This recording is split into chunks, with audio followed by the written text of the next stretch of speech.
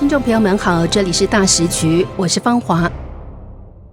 川普开火，100%关税倒数启动，中共稀土战翻车，北京急转弯。10月14号，美国贸易代表格里尔警告，关税随时上调，就看中共要不要升级。一句话让北京哑火，官媒紧急降调，外交口风突变，稀土战成了自爆。川普反手一招，联手澳洲打造去中化稀土联盟。中国输了市场，丢面子，还被盟友包围。但更致命的是，军事战线也爆了。南海海域，中共海警用水炮袭击菲律宾船只，美国立刻警告，再动手就是攻击盟友。就在这一切发生的同时，中共四中全会倒数，震惊双崩。从稀土到南海，从市场到内斗，整个北京正在失控。这场稀土豪赌会不会成了压垮习近平政权的最后一根稻草？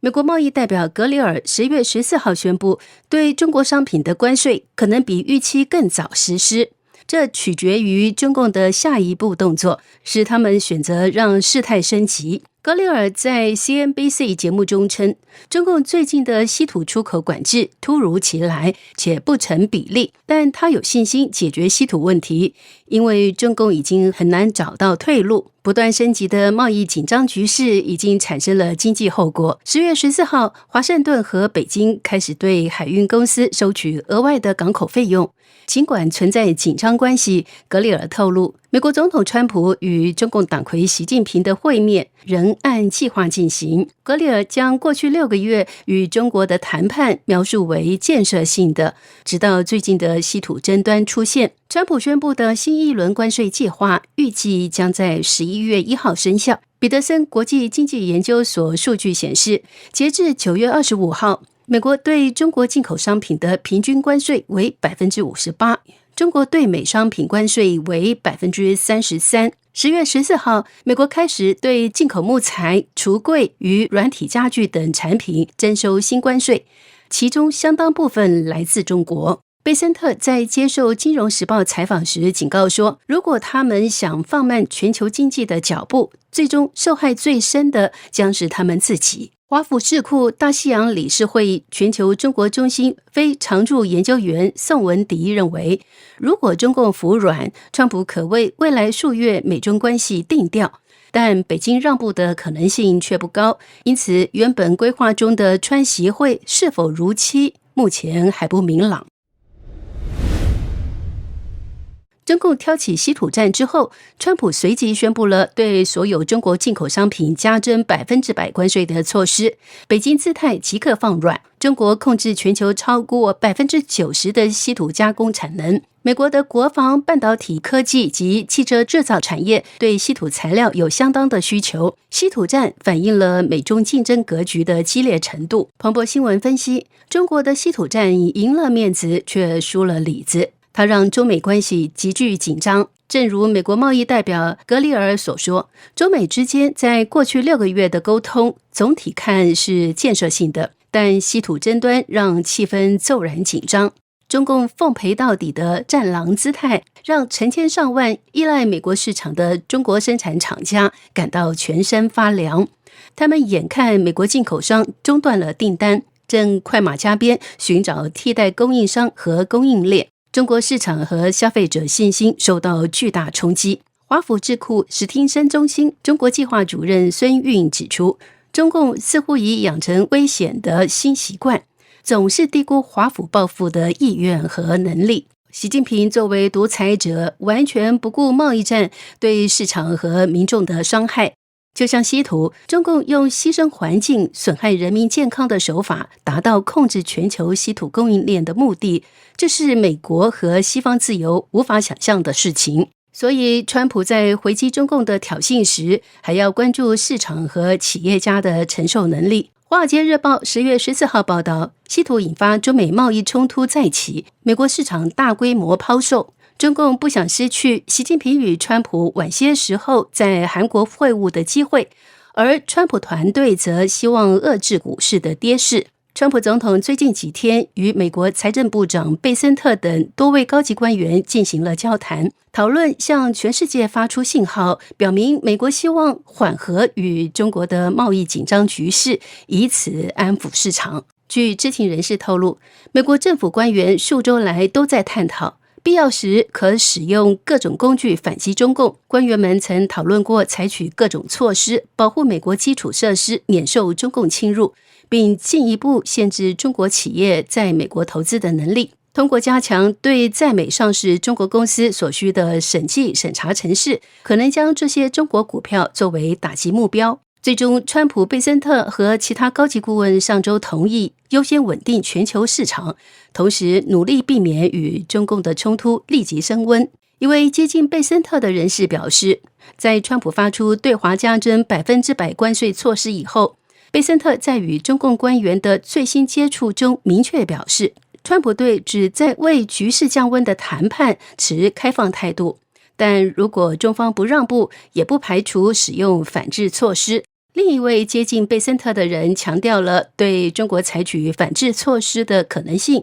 并补充说，美国已经做好充分准备采取行动。中共也希望缓和局势。从中国国内媒体的报道来看，川普最近对华加征100%关税的消息非常少。华日报道认为，中共避免煽动性言论，是在为自己铺设退路，以便在不失颜面的情况下，使稀土限制政策脱离全面禁令的性质。中共政府近日就其破坏性的稀土出口管制政策发出软化立场的信号，但并未暗示会完全逆转该政策。中共拒绝撤销稀土管制政策，给即将举行的贸易谈判带来不确定性，可能引发新一轮的报复和反报复举动。在华经营的美国企业希望中美双方能避免新一轮3位数的关税。美国贸易全国委员会会长谭森说，美中两国可以选择引发新一轮的行动和报复，也可以选择一条通往缓和局势和谈判的道路。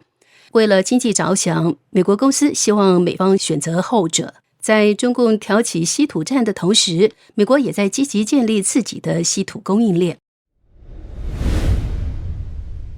法新社10月14号报道，澳大利亚正加紧推动与美国就关键矿产达成协议，并准备向美国开放本国丰富的矿产储备，成为一个比中国更可靠的替代供应国。澳大利亚总理安东尼·阿尔巴尼斯将于本月前往华盛顿，力争达成协议，向美国提供更多关键矿产资源。澳大利亚贸易部长唐·法雷尔明确表示，希望与美国达成更广泛的合作协议。他在10月早些时候表示，我们从川普成为美国总统的那一天起，就一直在讨论关键矿产的问题。澳大利亚拥有大量稀土资源，例如铝和钋，这些备受争抢的金属可用于制造强力磁铁，在多个工业领域中至关重要。然而，对环境保护和健康问题的担忧，让澳洲难以建设稀土精炼厂。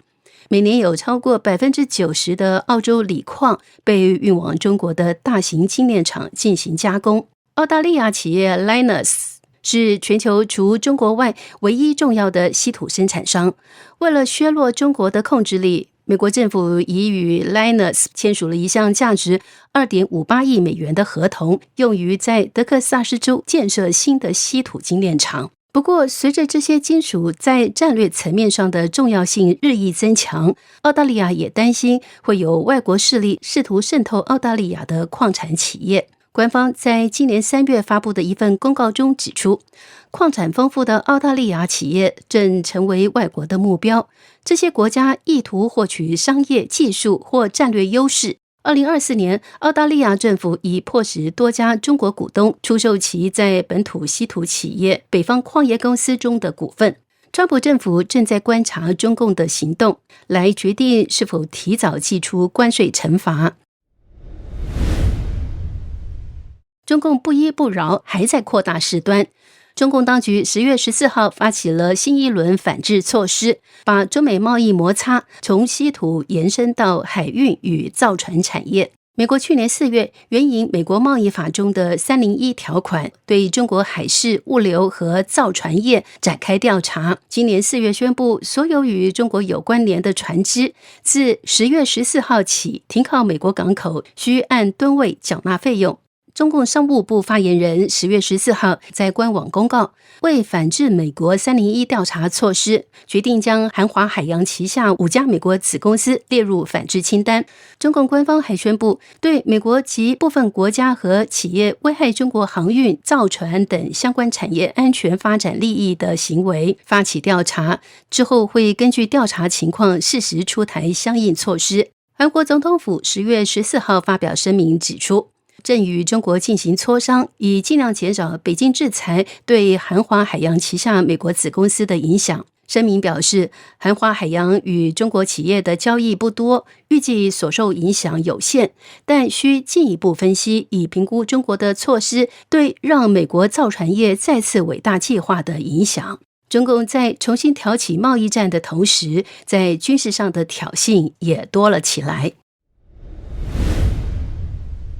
中共海警船只10月12号在南沙群岛海域以水炮攻击并冲撞一艘菲律宾船只，还倒打一耙，说是飞船无视警告才引发事故。路透社报道，美国国务院发言人皮戈特10月13号谴责了中共的挑衅行为，表示美国将与盟友站在一起，共同对抗中共破坏地区稳定的危险行动。皮戈特引用1951年美菲共同防御条约第4条，扩大适用于在南海任何地方对菲律宾武装部队、公共船只或飞机，包括海岸警卫队的武装袭击。菲律宾海岸防卫队发言人塔瑞耶拉10月12号在社群媒体上表示，海岸防卫队与渔业船只近日前往黄岩岛及仙滨暗沙海域，为渔民运送补给并收购渔获，以协助其维持生计。但途中再度遭到了中共海警、民兵及军舰的骚扰。正如美国财长贝森特所说，中国经济疲弱不堪，中共还想通过稀土战把全世界一同拖下水，终究是害人先害己。中共4中全会即将登场，中共更是到了风声鹤唳、草木皆兵的绝境。今年11月13号是勇士彭载舟在北京四通桥公开抗议的3周年纪念日。中共20大前夕，彭载舟挂出了不要核酸要吃饭，不要文革要改革，不要风控要自由，不要领袖要选票，不要谎言要尊严，不做奴才做公民的巨型横幅，震惊了世界，也唤醒了中国人民。如今于毛龙事件还在发酵，很可能成为推倒中共集权统治的又一股力量。这里是大时局，感谢您的陪伴与思考，请订阅、分享并打开小铃铛，一起在动荡中坚守真相，在黑暗中点燃希望。